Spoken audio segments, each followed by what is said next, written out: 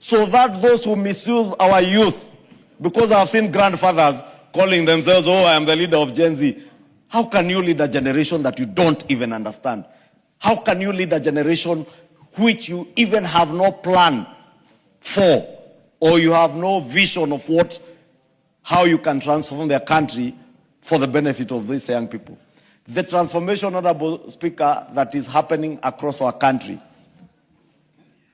Honorable Speaker, whenever I travel around the country, whether it's from Kapsabet to Kakamega, to Lokichogi, Honorable Speaker, to Mbere North, where I was yesterday, Honorable Speaker, to Embu, to Nyeri, they are hallmarks of the actual transformation that is going on, whether it is in housing, whether it is in roads being built, Honorable Speaker, roads, some that stalled way back in 2015, 2016, today are being reconstructed because of the bold decisions that this House made.